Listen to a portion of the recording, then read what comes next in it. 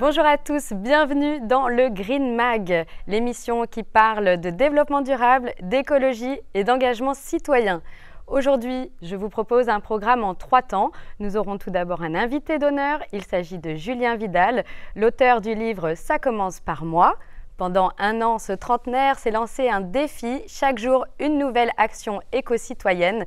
Il nous parlera de ce challenge qui a changé sa vie. Place ensuite au débat. Faut-il tout miser sur le local? C'est la question que nous poserons à nos 3 invités. Hélène Binet de La Ruche qui dit oui, Aude Gamberini des Prairies et Séverine Joseph Renette de la savonnerie Elichéa. Mais sans plus attendre, je vous propose de passer à notre regard sur l'actualité. Voilà ce qu'il ne fallait pas manquer.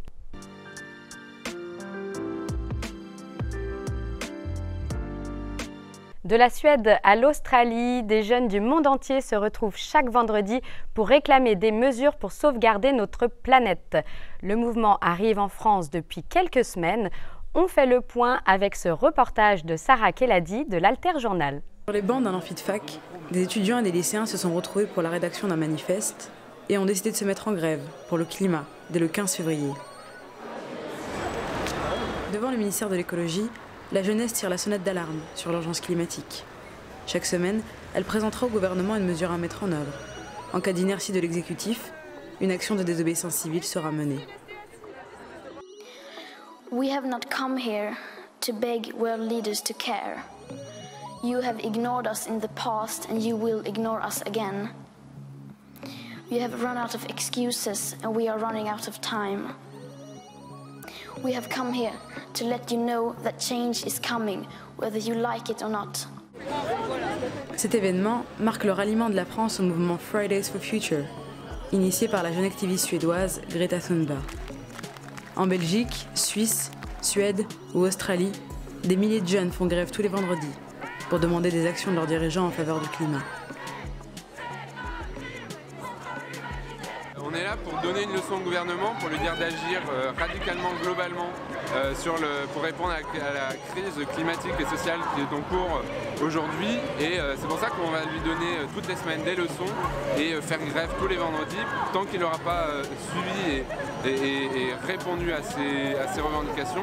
La première, c'est de déclarer l'état d'urgence écologique, climatique et sociale et de enfin répondre à cette crise, notamment en annonçant et en appliquant de façon drastique la réduction de 4% des gaz à effet de serre tous les ans.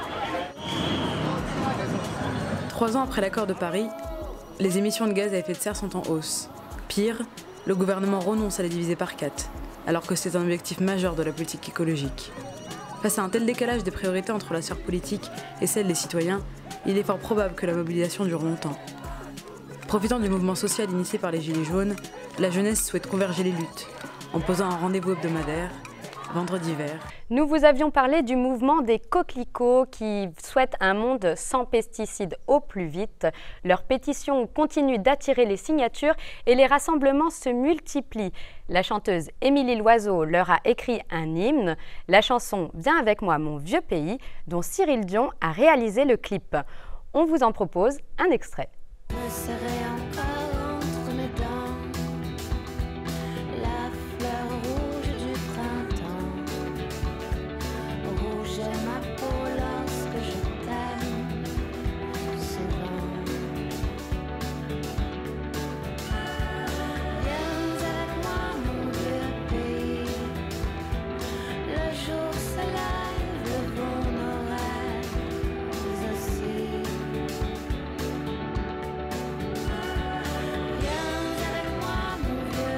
Faut-il avoir peur des OGM? Le film Food Evolution, actuellement à l'affiche, essaye de faire le point sur la question. De nombreux scientifiques y affirment la non-toxicité de ces organismes génétiquement modifiés. La parole est donnée aux pros, aux anti et à ceux qui ont changé d'avis. Un documentaire qui peut déranger, mais qui a le mérite de reformuler ce débat souvent trop simplifié. On regarde ensemble un extrait de la bande-annonce. Les 3 lettres les plus effrayantes de notre langue sont OGM. Je me suis demandé combien de personnes savaient vraiment ce que c'était. Je ne sais pas. Je sais que c'est... Essayez de protéger l'avenir de la planète et la santé de nos enfants. La question qui se pose est comment sait-on que les OGM sont l'ennemi? Et si on s'était trompé? C'est le moment de passer à notre tête-à-tête. Partons à la rencontre de Julien Vidal, l'auteur du livre « Ça commence par moi ».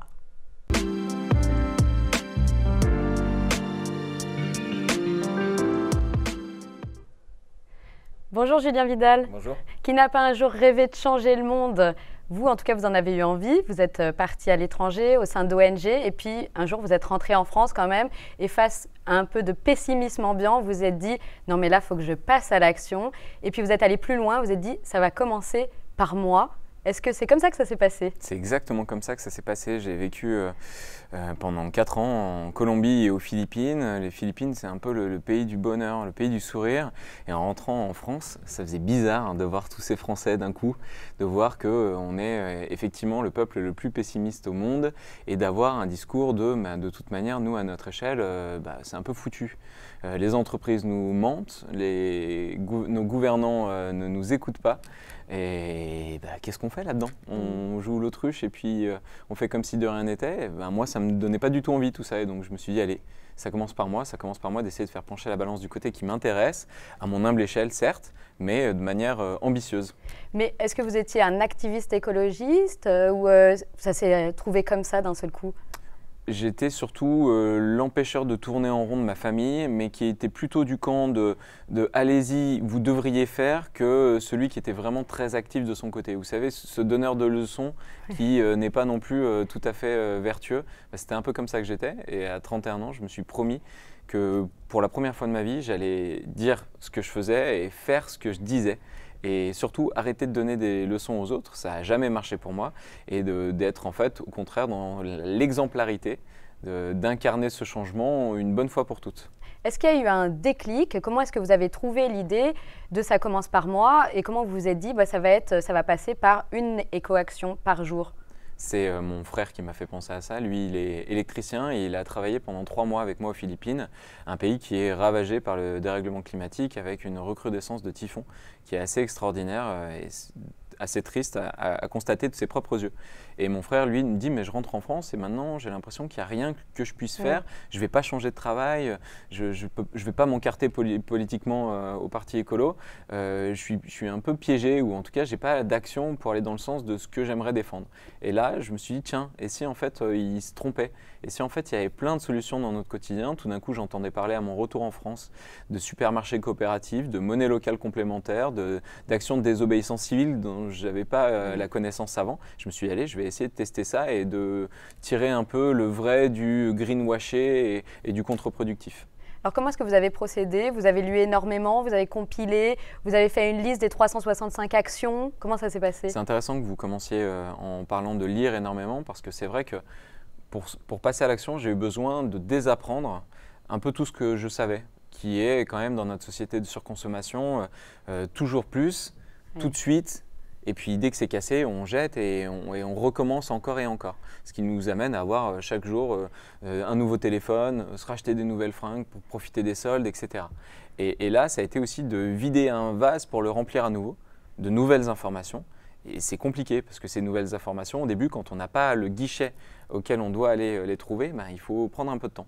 Une fois qu'on l'a trouvé, ce guichet, on s'habitue, on arrive à mieux décrypter les sujets qui nous intéressent. Et effectivement, après, je me suis fait une liste de toutes les actions à mettre en place dans mon quotidien. Est-ce que vous avez commencé du plus facile au plus compliqué ou ça a été un peu au feeling? J'ai commencé le 1er septembre 2016. J'avais envie d'être sur un rythme, disons, d'un Français, tout ce qui est de plus classique. La rentrée arrive et puis ensuite, ça allait être les premières vacances, Noël, les fêtes, les voyages, les cadeaux, le froid. Et puis ensuite, on continuait, l'été arrive, etc., etc. En fait, c'était vraiment sur une année tout ce qui est de plus classique. Mais il y a des gens là qui nous regardent et qui vont se dire non mais là, passer tout de suite à 365, même si c'est une par jour, à la fin c'est quand même énorme. Est-ce qu'on peut les rassurer et leur dire qu'il y a des choses qui peuvent se faire simplement? Ça peut paraître énorme. Ce que je tiens à dire quand même, c'est qu'au moment où j'ai relevé ce défi d'1 an, j'avais un travail à côté. Je bossais mes 45 heures par semaine sans sourciller. Et pourtant, j'avais le temps d'écrire des articles, de trouver de nouvelles idées et puis de les adopter dans mon quotidien. Et puis en plus, ce dont je me suis rendu compte 365 actions plus tard, c'est qu'il y en avait au moins 200 qui m'avaient pris moins de 10 minutes. Donc finalement, Peut-être que demain, les gens ne vont pas se lancer dans une nouvelle action par jour, mais on a tous 10 minutes, 2-3 fois par semaine. Là, je pense que c'est tout à fait accessible. Alors, éviter d'acheter du neuf, débrancher ses chargeurs, éviter d'utiliser un sèche-linge. Il y a des actions effectivement qui sont simples. Est-ce qu'il y en a d'autres qui vous viendraient à l'idée? C'est-à-dire? D'autres types d'actions qu'on pourrait donner comme exemple? Tout à fait simple. Oui, Oui, parce qu'on commence par des choses qui sont en fait basiques, tellement basiques. Il y a énormément de gens qui me disent « Ah, mais ça faisait longtemps que j'y pensais, mais je ne sais pas pourquoi je ne m'y suis pas mis. » On n'a pas collé un stop pub sur sa boîte aux lettres, on n'a pas vidé sa boîte mail de toutes ces spams qui s'entassent dans la partie des courriers indésirables. On ne s'est pas dit bah, « Tiens, je vais acheter enfin dans cette boutique de circuit court ou cette AMAP. » Et après, il y a des choses un peu plus ambitieuses qui ont, elles, un impact assez incroyable, comme le fait de changer de banque pour une banque éthique et solidaire comme la Nef ou le Crédit Coopératif, le fait de beaucoup moins prendre l'avion, parce qu'on a encore un peu l'impression de prendre l'avion pour un oui ou pour un non, le fait de changer son alimentation et de réduire, voire de supprimer la portion de viande, de chair animale, donc pas de viande, pas de poisson. Il y a pas mal d'actions comme ça qui permettent en fait pour tout le monde de s'y retrouver. Est-ce qu'il y a un impact? Est-ce qu'on peut mesurer cet impact? C'est la question à 100 $, hein, bien sûr. C'est la question à 1000 € même, parce qu'à chaque fois, oui, mais ça ne sert à rien, parce que nous, qu'est-ce qu'on est à côté des grandes entreprises et qu'est-ce qu'on est à côté des Chinois? En ce moment, j'entends beaucoup, les pauvres Chinois doivent avoir les oreilles qui fument, qui sifflent d'ailleurs. et donc quand même, j'ai tenu à calculer pour me rendre compte que j'avais réussi à diviser mon empreinte carbone par 5. Un Français en moyenne émet 10-11 tonnes de CO2. Moi, aujourd'hui, j'en émets moins de 2. C'est comme ça, pas suffisant pour vraiment voilà, adresser le problème de dérèglement climatique auquel notre société fait face, et pourtant c'est tout à fait nécessaire. Comment est-ce que vous expliquez le fait que les gens connaissent quand même ces petites actions? On le sait très bien qu'il faut éteindre les appareils en veille, on le sait qu'il faut débrancher ses chargeurs, et pourtant on ne le fait pas forcément. Mais ça veut dire quoi, on ne le fait pas forcément? Parce ça veut dire que les gens n'y pensent pas? Ça veut dire qu'ils estiment que ce n'est pas suffisant? Quel est le déclic qu'on pourrait instaurer chez eux? Moi je pense qu'il y a plus de personnes qui le font que ce qu'on veut bien croire. Parce que là, les actions dont vous avez parlé, elles se font un peu soit dans la routine de nos courses, où en fait, mettre un chocolat équitable bio et puis un chocolat classique, personne va être là à nous dire bravo, bravo. Et puis on débranche un chargeur ou pas, c'est pareil, ça se voit pas, ça se dit pas. On a l'impression que c'est inné. Le fait qu'il y ait autant de personnes qui achètent des produits d'occasion, par exemple, c'est en fait une merveilleuse victoire. Le fait qu'il y ait autant de boutiques Emmaüs partout en France, c'est extraordinaire. La France, l'année dernière, est rentrée en déconsommation. Ça veut dire qu'on consomme moins, mais mieux. On va plus vers le local, on va plus vers le bio. Ça montre qu'il y a une tendance de fond qui n'est pas encore majoritaire, mais qui est considérable sur ces sujets. J'aimerais qu'on aille aussi sur un autre point. L'engagement, il a été écologique, mais il a été aussi citoyen. Vous avez découvert que vous le saviez déjà puisque vous êtes parti avec les ONG, mais que vous aviez envie et que tout allait ensemble en fait. Cet engagement citoyen, il faisait du bien à vous et à la planète. J'avais envie d'aller plus loin que le mouvement zéro déchet par exemple, que je respecte tout à fait, ou le mouvement locavore ou végétarien, qui peuvent avoir un prisme très ciblé. Moi j'aimais bien l'idée d'être effectivement sur la préservation des écosystèmes, de la biodiversité, etc., mais aussi du vivant dans sa globalité, c'est-à-dire les autres êtres humains et moi-même. Et les autres êtres humains, on a tous un impact tous les jours sur des personnes qu'on fait travailler d'une certaine manière et qui sont des centaines de millions à l'autre bout de la planète, qui malheureusement sont payés des salaires ridicules, qui travaillent dans des conditions terribles. Et ça, en fait, en achetant du coup avec des labels de certification de produits de production de qualité, comme voilà, la certification éthique et équitable, et aussi du local en France pour faire en sorte que les paysans soient mieux rétribués, etc., etc. Ça permet en fait d'adresser le sujet du vivant dans sa globalité, et ça m'intéresse. Et pour aller plus loin, vous êtes même engagé auprès d'associations en tant que bénévole. Oui, bien sûr. Ça participe du même écosystème. C'est aussi la question de comment on utilise son temps. On fait moins mais mieux. Mais qu'est-ce qu'on fait mieux? En fait, si c'est juste changer notre manière de consommer pour continuer à ultra-consommer, c'est un peu le piège dans lequel au début j'avais tendance à tomber. Mais en fait, il n'y a pas besoin de peindre sa carte bleue en vert. On peut la laisser dans sa poche et faire plein de choses qui sont gratuites. Et en fait, on se rend compte que les loisirs ou les activités qui nous plaisent le plus sont souvent gratuites. Le fait d'aller participer à une maraude de rue, c'est ce qui me redonne en fait le plus d'énergie, ou d'aller collecter des invendus alimentaires, ou d'aller jardiner dans un lycée avec une association de jardinage, d'agriculture urbaine. C'est des choses qui ne coûtent rien, qui permettent de recréer du lien, de se sentir utile, et que effectivement j'ai pris comme habitude. Votre vie, elle a complètement changé. Il y a un avant et il y a un après ce défi. Comment elle se dessine, la nouvelle vie de Julien Vidal? J'aime bien dire que ma vie, elle est tout à fait identique à celle d'avant, puisque je vis encore dans ce monde avec mes amis, avec mes hobbies, avec mon travail. Et à la fois, j'ai l'impression de vivre un peu comme si j'étais en 2050.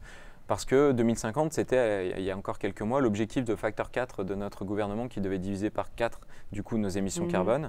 Et en fait, bah voilà, 2050, c'est loin et en fait, tout de suite, ici, puisque ce facteur 4, je l'ai atteint. Et maintenant, il y a 90% de ma consommation qui est locale, qui est vertueuse. En fait, c'est des choses qui sont tout à fait accessibles. On a l'impression que c'est une montagne à gravir, mais une fois qu'on s'est rendu compte que c'était un jeu, qu'on ne sera jamais parfait, mais que c'est tant mieux, que ça nous permet de rencontrer des gens géniaux et en fait de tous les jours devenir une meilleure personne, bah, ça donne envie de continuer. Eh ben merci Julien Vidal. Avec plaisir. Je rappelle que vous êtes l'auteur du livre Ça commence par moi qui est publié chez Seuil. Merci.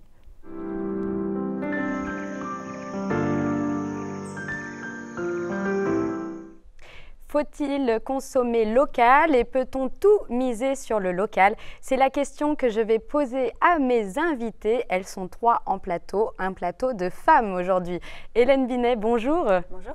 Vous êtes la directrice de la communication et d'éditorial à La Ruche qui dit oui, qui est un réseau qui permet aux consommateurs d'être en lien avec les producteurs. À vos côtés, Aude Gamberini, bonjour. Bonjour. Vous travaillez au Prairies Bio. Prairies Bio. Et les Prairies Bio, c'est aussi 2 marques de produits laitiers, c'est bien ça? Oui, 2 marques de produits laitiers biologiques, lait de vache en grande surface et Faire Bien depuis peu en magasin bio spécialisé. Et Séverine Joseph Reynette, bonjour. Bonjour. Vous êtes artisan savonnière et vous avez créé la savonnerie Elichéa, c'est bien ça? C'est bien ça. Et vous privilégiez les circuits courts. Oui, en grande partie, oui. Alors j'ai envie de vous demander, pour commencer, à votre avis, comment on peut définir le local? Est-ce qu'il y a une limite géographique? Comment est-ce qu'on pourrait préciser la chose? Peut-être Hélène, il y a eu un choix notamment à La Ruche. Oui, en fait en France, il n'y a pas vraiment de définition du local. Le terme de locavore vient des États-Unis avec le 100 Mile Diet, donc le 100 km, enfin le 100 miles, le régime de 100 miles qui correspondrait chez nous à 160 km. Mais en fait, il n'y a rien qui le définit vraiment en France. Et nous, à La Ruche qui dit oui, on a choisi 250 km pour qualifier les produits locaux. Donc dans les ruches, les producteurs doivent se trouver à moins de 250 km du lieu de distribution. Concrètement, est-ce que vous pouvez nous dire comment ça se passe, La Ruche qui dit oui, en quelques mots? Oui, donc La Ruche qui dit oui, c'est une initiative qui est née en 2011 et en fait qui met en relation des producteurs locaux avec des communautés de consommateurs, donc des voisins, des amis de voisins. Et en fait, on commande en ligne ces produits locaux directement auprès des producteurs et ensuite on vient les rechercher dans la vraie vie, dans des ruches qui peuvent être des cafés, des restaurants, des écoles, des librairies, voilà, des endroits qui se muent en marché éphémère le temps d'une distribution. Ça a été créé il y a combien de temps? Il y a plus de 10 ans maintenant? Non, il y a moins de 10 ans. On a été créé en 2011, donc on a 7 ans, l'âge de raison. Je sais pas. Et le réseau s'est développé aussi aux pays frontaliers. Exactement, on est dans les pays frontaliers comme l'Espagne, l'Italie, la Suisse, la Belgique, etc. quoi. Eh bien, donnons la parole à une productrice. Séverine Joseph Reynette, vous êtes artisan savonnière depuis quelques années. Quand vous vous êtes lancée il y a 6 ans, vous vous êtes tout de suite dit je vais miser sur les circuits courts et essayer de vendre en local? Oui, très rapidement, s'est posée à moi la question de savoir quel circuit j'allais privilégier. Et j'ai privilégié les circuits courts pour plusieurs raisons, notamment la proximité avec mes clients, le fait que je puisse interagir avec eux m'a permis aussi de moi bien orienter ma gamme de produits, puisque j'étais à l'écoute de ce qu'ils recherchaient surtout. Et puis eux, ça leur a permis aussi de pouvoir parler en direct avec moi, de découvrir certaines matières premières qu'ils ne connaissaient pas spécialement. Donc très vite, j'ai trouvé que c'était du gagnant-gagnant. Aujourd'hui, il y a plusieurs formats. Il y a les points de vente à la ferme ou à l'atelier. Il y a aussi les boutiques spécialisées. Il y a les réseaux type La Ruche qui dit oui, Locavore, les paniers locaux. Vous êtes sur quel type? Vous en avez choisi certains? Vous êtes sur tous, Séverine? Alors tous non, mais alors effectivement je passe notamment par La Ruche qui dit oui, et après je passe par la vente directe pure et simple en boutique. Après, ça va être des foires, des marchés aussi, des marchés locaux. Donc vraiment, je suis exclusivement dans la vente directe. Les coopératives, est-ce que ça commence à venir aussi? Coopérative, oui, aussi. Effectivement, je passe par une coopérative qui regroupe des bénévoles, entre autres, et qui rachète des produits à des producteurs en direct. Aude Gamberini, vous qui représentez aujourd'hui 2 marques de produits laitiers qu'on va trouver dans des grandes surfaces et dans des réseaux de boutiques spécialisées dans le bio, est-ce qu'on peut encore parler de local quand on vend à l'échelle nationale? Alors effectivement, les 2 marques dont je m'occupe, ce sont des marques qu'on retrouve sur tout le territoire, mais qui ont un ancrage très fort qui est la Normandie. Aujourd'hui, toute notre production est basée en Normandie avec une usine qui est en Basse-Normandie dans le Calvados, autour de laquelle une quarantaine d'éleveurs laitiers bio travaillent et nous fournissent quotidiennement le lait qui est produit sur leur exploitation.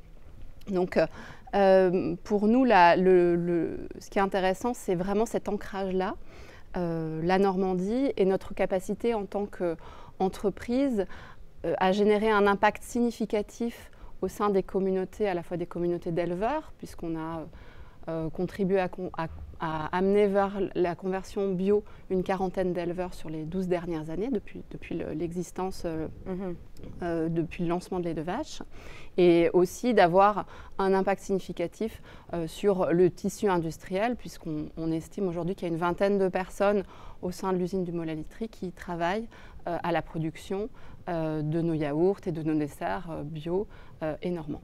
Donc vous êtes surtout vous êtes énormément sur l'accompagnement de ces agriculteurs. C'est un réseau qui se crée en fait? Tout à fait, c'est vraiment un écosystème et c'est ça qui est très important pour nous sur la dimension de local. On parlait de proximité tout à l'heure, mais c'est cette proximité qu'on crée d'une part avec les éleveurs en les accompagnant à la transition vers le bio et en créant des partenariats privilégiés avec eux. Et puis d'autre part, cette proximité, on la crée aussi beaucoup avec nos consommateurs puisque l'équipe a à cœur chaque année de rencontrer les consommateurs dans la vie. Et puis on est une marque, en l'occurrence Lait de Vache et Faire Bien, c'est 2 marques qui aiment beaucoup discuter avec leurs consos et qui créent cette proximité et la transparence que les consommateurs attendent quand ils pensent au local. C'est moins d'intermédiaires et plus de proximité. Alors justement, puisqu'on parle du consommateur, je vous propose d'écouter Sylviane, qui est une consommatrice adepte du local. Elle va nous dire pourquoi elle fait ce choix. Eh ben, c'est toujours ça en moins d'essence, de transport, de véhicules dans lesquels il faut investir, de routes, enfin bref. Donc c'est beaucoup mieux. Ensuite, ça favorise les producteurs locaux, de légumes, les maraîchers, tout ça. Et puis pour le reste, eh ben, c'est les entreprises locales qui avancent, qui se font connaître autour de nous. Et c'est pour ça que moi, je vote pour le local. Alors l'offre locale, évidemment, elle est des fois un peu limitée. Dans notre région, par exemple, à l'Île-de-France, comme on est adossé sur Paris, évidemment, les cultures bio et tout ça, c'est quand même difficile à développer. C'est pour ça aussi que c'est bien de défendre le local, parce que ça permet de protéger les terres, justement, qui sont très sollicitées par les projets d'urbanisme. Mais donc, ça manque un peu de bio, de maraîchers aussi, parce que c'est un métier en voie de disparition. Et puis, c'est pas tellement valorisé, en fait. Donc, ce serait important qu'on en parle davantage et puis que les gens se sentent plus responsables de leur région, en fait. Alors voilà, on entend Sylviane. Est-ce que le discours de Sylviane, c'est un discours que vous entendez au quotidien, que vous connaissez? Oui, je vous vois acquiescer. Séverine? Alors, moi j'ai retenu la fin, à savoir valoriser.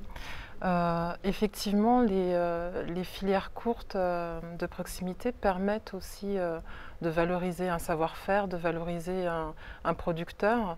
Et ça a été vraiment très important pour moi. En tous les cas, ça a été un moteur, moi, pour ma savonnerie. Le fait d'avoir, comme je le disais tout à l'heure, un contact direct avec mes consommateurs m'a permis de réajuster et de revaloriser aussi mon métier. C'est un sentiment que vous partagez, j'imagine, Hélène Binet?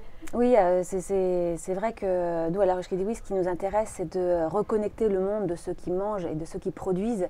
Parce qu'en fait, quand on fait se rencontrer ces personnes-là, en fait, c'est un cercle très vertueux et chacun va faire un pas vers l'autre et va évoluer. Et nous, on a vu plein de producteurs qui étaient en conventionnel passaient en bio, plein de consommateurs exigeaient des producteurs de diversifier leur production, de cultiver certains légumes, etc. Et en fait, on voit que tout le monde avance en même temps par le simple fait de se connaître et de se rencontrer. Donc oui, effectivement, je suis d'accord avec cette idée-là. Pourtant, on entend Sylviane qui nous dit que l'offre, elle reste quand même trop limitée. Est-ce que c'est un sentiment que vous partagez ? Alors, elle est limitée. Quand on habite au nord de la Loire, on est un peu frustré en termes de fruits notamment, parce qu'il faut quand même attendre un petit moment. Maintenant, on a des maraîchers, nous, qui en Picardie et dans les Hauts-de-France, cultivent absolument tout, et même des fraises. Et voilà, il faut juste attendre un petit peu plus tardivement dans la saison.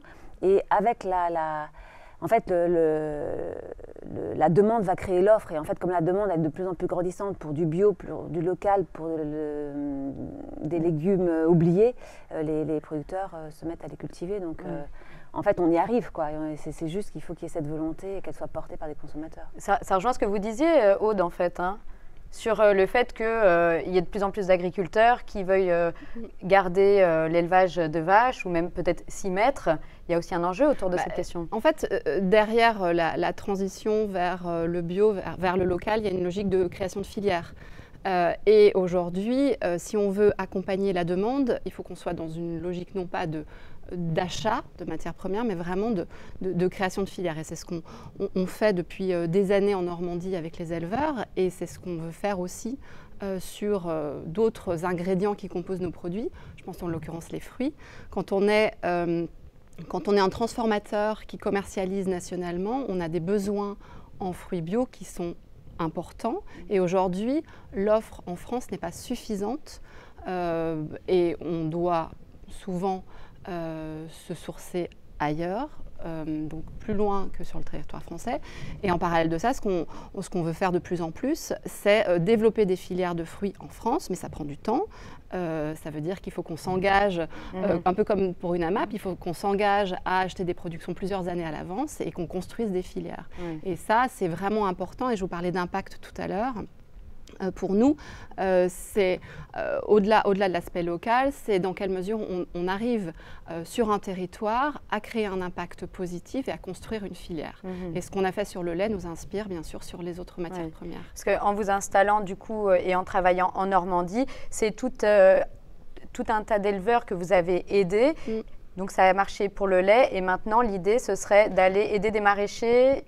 C'est ça Oui, enfin, tout ce qu'on a construit là, sur les 12 dernières années autour de la matière première lait, qui est 80%, c'est 80% en moyenne de la composition de nos produits, ça nous inspire pour créer des modèles, des systèmes, des écosystèmes dans d'autres zones, mais ça prend du temps.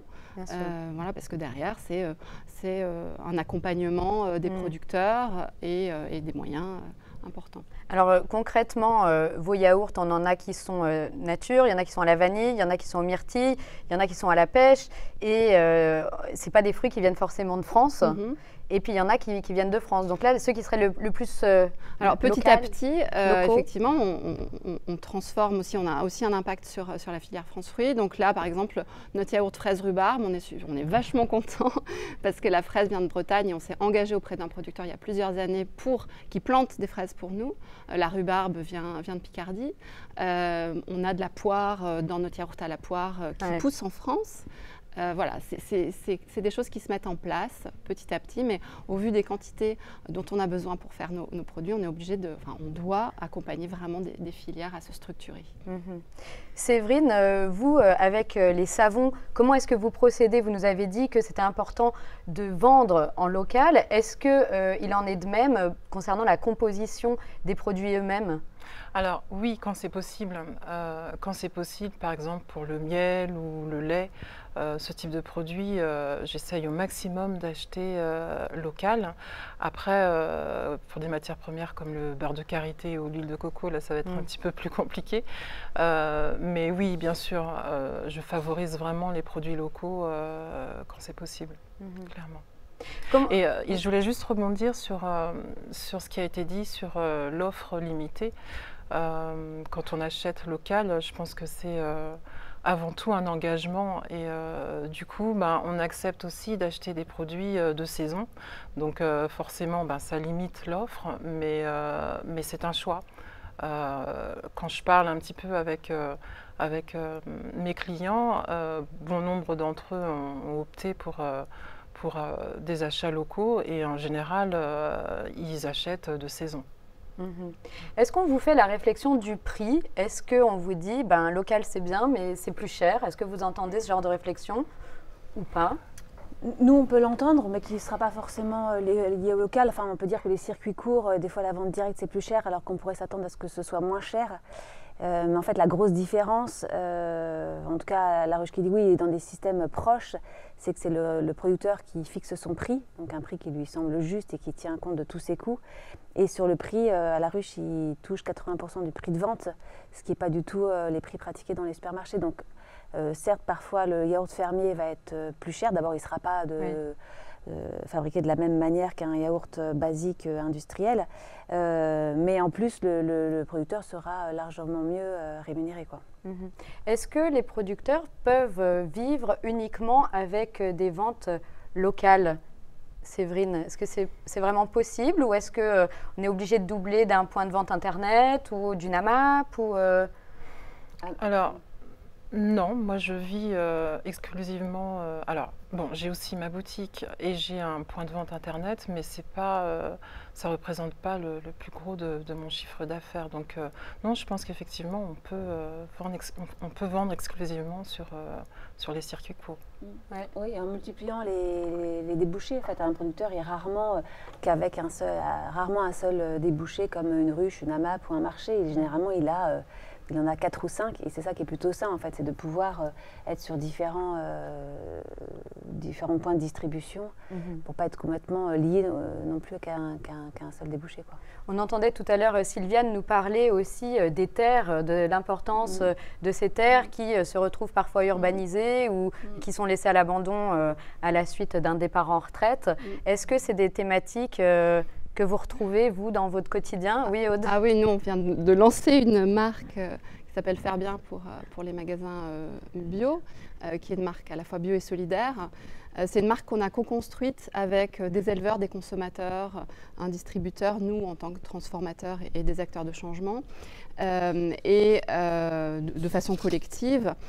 Et un jour, un des éleveurs qui participait au groupe de travail nous a dit moi je pars à la retraite dans quelques années, je ne suis pas remplacé, un des éleveurs laitiers bio. Et là, on s'est dit non mais c'est pas possible. Et en fait, en creusant, on s'est rendu compte qu'il y a à peu près aujourd'hui en France 50% des producteurs, pas forcément laitiers, hein, toute catégorie alimentaire confondue, ont plus de 50 ans.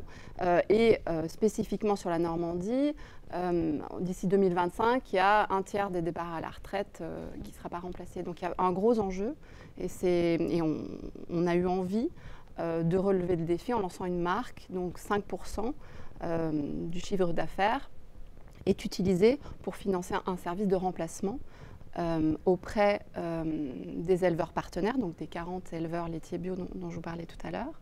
Et pourquoi un service de remplacement? Parce que on leur finance une semaine de vacances par an, ce qui leur permet d'avoir une vie plus sereine, plus agréable.